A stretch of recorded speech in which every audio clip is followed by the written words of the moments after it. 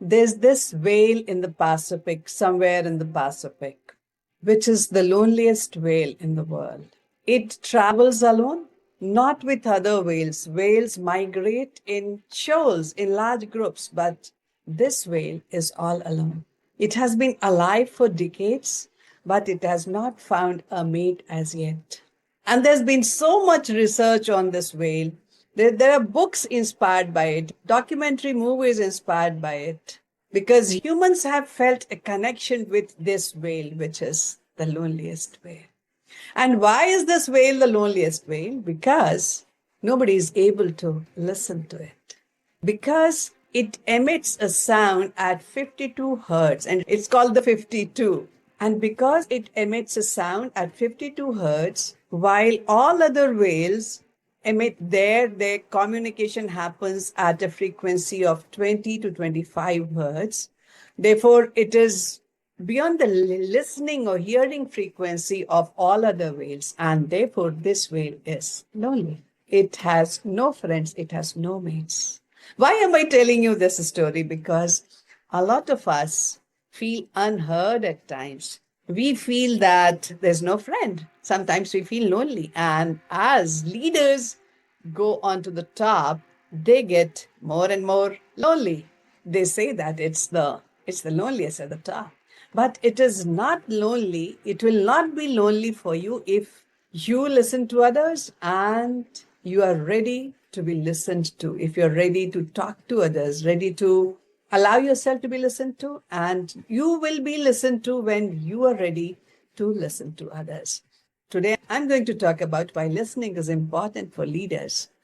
Whenever we say the word communication, most people think of it as something which includes, a sending of the message, talking or writing a mail or sending a note. We ignore a major part of communication, in fact, an equally sometimes more important part of communication, which is listening. Communication is never complete unless the cycle is complete of sending the message and the understanding of the message and the action being taken, the purpose being fulfilled of that communication. So unless listening happens, communication is not complete. Be in the video till the end and learn why listening is such an important skill. Communication is the key skill for leaders, and listening is a major part of it. Why is listening so important? Number one, listening is important because research shows that leaders who listen better were seen as better leaders. When you listen, you create a psychological safety among your employees. They feel safe in the organization, they engage more, they are more committed to the work. The results are better as a result of their better engagement.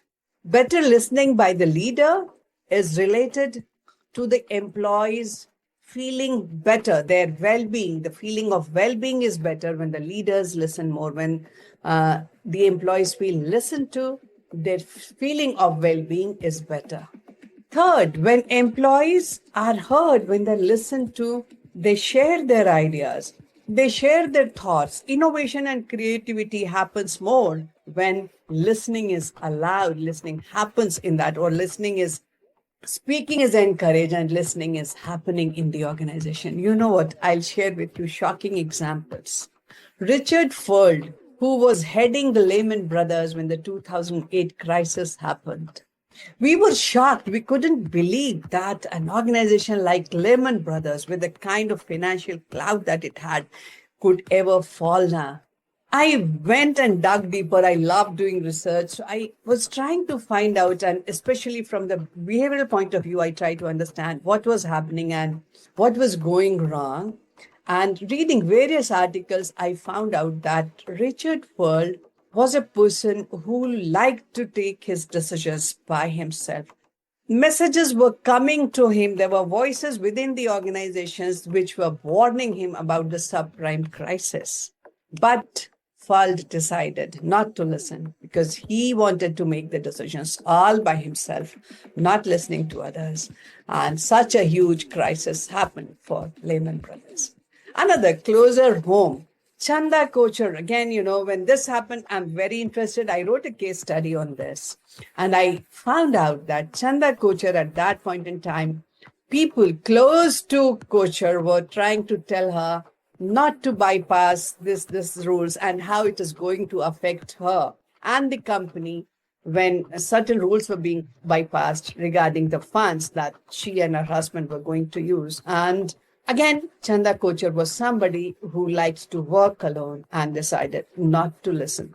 And not listening to others cost her. So job was one thing, cost her reputation. Like she was a leader, people were looking up to at that time.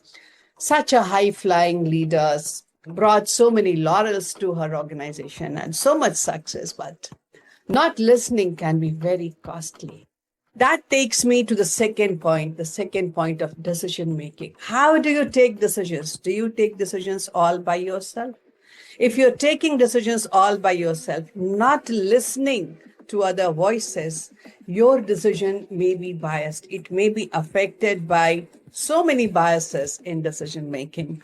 If you want to remove those biases, if you want to make a better decisions, well-informed decisions, taken on data, information, other opinions, then you need to listen to others. How do you set goals? And how do you create ownership of those goals in your team? When I was heading SBI ePay, and SBI ePay was an organization which was new at that time, it was going through a lot of difficulties. When I was heading SBI ePay, how would I want my team to set their goals? The goals always came also from the top bosses, the top center, the corporate center. However, before targets for the year came, how many clients are they going to bring? And believe it or not, when they said that I will bring these many clients, these many clients, these many clients, what is your guess? Do you think my team's target was higher or the target given by the corporate center was higher? Believe it or not, every time the target set by my own team for themselves was higher than what the top management decided for them. So that was one thing. They believed in themselves when they started sharing their targets themselves. So the other thing was they did not feel that this target was being thrust upon them. When they talked about their targets themselves, they owned those targets, and that made all the difference. And they would write their targets on a board which was displayed in the hall, and then they would look at it, and if they were not close to the target, they'd say, "This I'll do. Madam, ye to leke aunga, ye karunga main. Like, this is what I'm working on. I'm going to fulfill this target." So when the goal is set by involving the team, by listening to them, the commitment to it is much higher. And the goals are even much higher. That is what I have learned from my experience. How do you build connections? A number of times, people who I talk to, people who I coach, they feel that they need to be scintillating. They have to have a lot of story. They should be able to share jokes. They should be able to crack couplets in informal meetings in front of people to really build connections.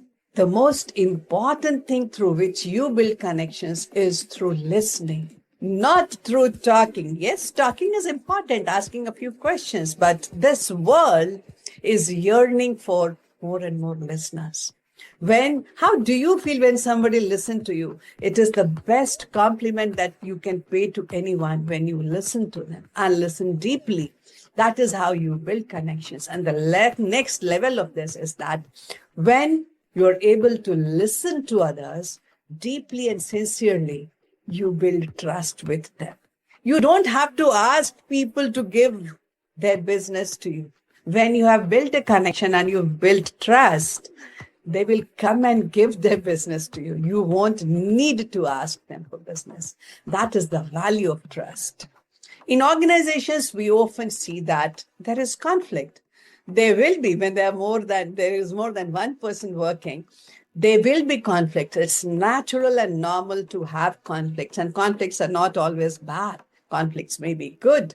So how do we handle conflicts? Conflicts can be handled by listening, by understanding where that person is coming from, what is the reason they're saying this, and how we can resolve this better. Often in workplace situations, conflicts are related to results, the work that we are doing, it need not become personal because we are all working towards that common goal. We need to talk this out.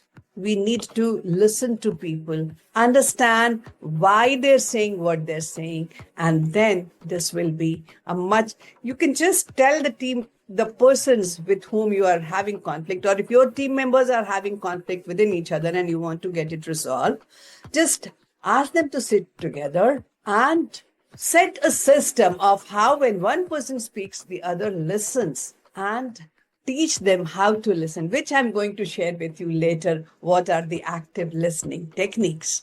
And as leaders, you need to negotiate with others. William Ury, the person who has written the most important, the most well known book, Getting to Yes, he says that listening is the most important skill that you use in negotiation. The other book that I've read recently is that of Chris Voss, Never Split the Difference. And both these authors write that in negotiation, what you need to do best is listen deeply. In fact, Chris Voss says that you should have a team of people listening so that if you miss something, others would have picked it up, because you need to understand very well what is going on in that situation. What is the other party looking for? What are their interests? What is it that they really want? And how can you get to a situation which is beneficial for you?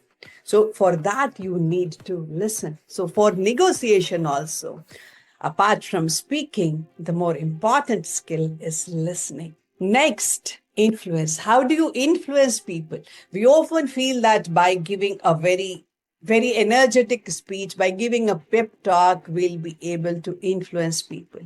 The energy of your pep talk will be effective, but only for a short time. That adrenaline rush that you give through an energetic talk is lost for a few minutes. But the energy that you give to people when you listen to them, when you understand them, when you give value to their ideas, when you make them feel that they are important and that you can do through listening, then that influence lasts much longer. It is famously said, people will forget what you did to them. People will remember how you made them feel. You can make people feel special when you listen to them. And listening is not only listening to the words, that is, of course, part of listening. When you listen to what they are saying, but listening is even deeper. Listening is when you truly listen to that which is not even said, but the other person might be feeling it. And here I want to share a story. I joined as a trainer, and that was my first stint as a trainer in a training center. And all of a sudden, a crisis happened. The faculty member who was in charge of a very high profile program had to suddenly go for 2 weeks for a training. And this program was to happen for 1 month, and a high profile program. And this person who was in charge was going away for 2 weeks. And my boss, I was not even a week old in that center in my training. And my boss told me, Salia, it is baptism for you by fire. You have to take up the coordination from Arun and you have to go ahead and do it. And I was like completely taken aback. I was very new. And from where I had come, my previous boss had told me that you need to bring in your specialization. You have a specialization in foreign exchange, so you must build your strength in this, and you must build your coterie, and you must be the strong tower of knowledge in foreign exchange. And I was preparing myself for this. And when this sudden coordination came my way, thrown into the fire without any warning, I was in a state of shock. I had to take it. And I went into my room and I started thinking what to do, where to begin, where to start with. All the topics are new for me. I do not know any of this. And then Arun came to my room. And Arun said, ma'am, our computers are connected through LAN, and I can share all the data that is on my computer with you. Those days, we were not working so much on Wi-Fi, but we were connected through LAN. And he said this, that all the data, all the information, all the reading material, all the PPTs, everything is there for you. And I am sharing all my knowledge bank with you. And I was like, oh my God. So Arun has completely understood the thoughts that were going in my mind. He was not only listening to the words that I had said, okay, it will be difficult for me, but I will take it and all of that. What he was listening to was my feelings. If you can do that, there can be nothing like it. This experience of Arun coming and saying, where I was thinking of creating my own individual stronghold, Arun was here coming and telling me, my entire knowledge bank is yours. So this was such a learning for me in leadership, that you need to be a listener to be a true leader like Arun was. So I have shared with you 8 reasons why listening is very important. Number 1, when you listen well, you are seen as a better leader. Number 2, when you listen well, you make better decisions. You create better goal alignment. You create more commitment to the goals when you set goals through listening. You build better connections with people when you listen. You create trust through listening. You manage conflicts. You negotiate well. And you influence people through listening.